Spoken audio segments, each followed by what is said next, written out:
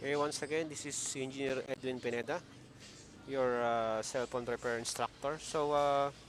In this video, I'm going to share to you how to fix your Samsung A20 kung ayaw mag-charge.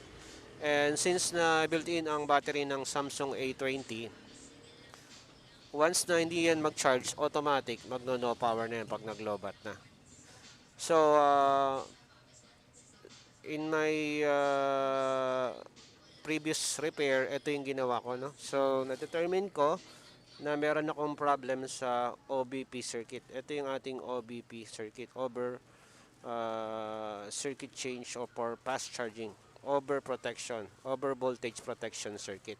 So, this IC here is nagkaroon ng problem. So, pwede natin tong, kung wala tayong available na IC to replace this IC, what we can do is to bypass this line here. So yung line na B3, C2, C1, and C3, i-connect natin na lang directly to A2, A3, B2, and B1. Okay, so siyang IC to makikita sa motherboard ng Samsung A20. So makikita natin yan dito sa, punta tayo sa pinaka motherboard natin. Okay. So ito yung motherboard ng ating Samsung A20. Nandito siya, itong IC rito. Okay, so pag zoom out natin, may top board, bottom board. So sa side na to, nandito yung OVP protection circuit natin. So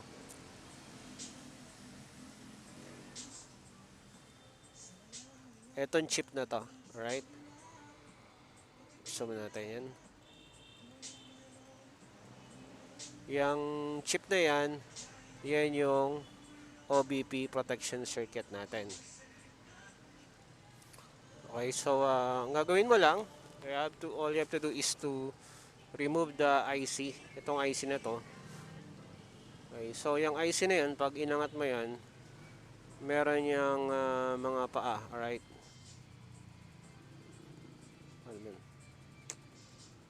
How to write? Ayan, 1, 2, yata pantay-pantay yan. 3, 4, 5, 6, 7, okay. Sensya na kayo kung di pantay-pantay yung bilog natin, ha. So pag inangat mo siya, of course, meron siyang pinagkabitan ng IC. Ito yon. So ang gawin mo is to i-connect mo lang tong line na to. Alright? Or etong line na to. Pareho lang yan. Once na i-connect mo yan, yun na yun. Na-bypass mo na yung over protection, over voltage protection circuit ng chip na to, just in case na wala kang pamalit. Alright? So after that, magkakaroon ka na ngayon ng charging voltage papunta sa iyong battery terminal. Okay, so because of that, magkakaroon na ng charging, gagana na yung charging circuit ng iyong Samsung A20. So I hope may natutunan ka for this video at ma-apply mo to sa pag-repair mo ng cellphone. So if you want to start your own cellphone repair business, wala ka pang experience o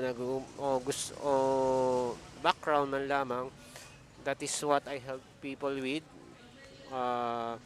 If you want to get started, kahit wala ka pang backgrounds or experience, in just 5 days, nagko-conduct tayo ng training, actual training, hands-on training, para nakapag-umpisa ka sa pag-repair ng cellphone, nakapag-umpisa ka sa negosyo ng pag-repair ng cellphone repair business. So if you are interested in that, send me a PM sa ating Facebook page, dito sa ating Facebook page, and bigyan kita instruction kung paano yung step-by-step procedure para makapag-join ka sa ating actual training or group training. So once again, this is Engineer Edwin Pineda, cellphone repair instructor. Have a great day, everyone. Bye.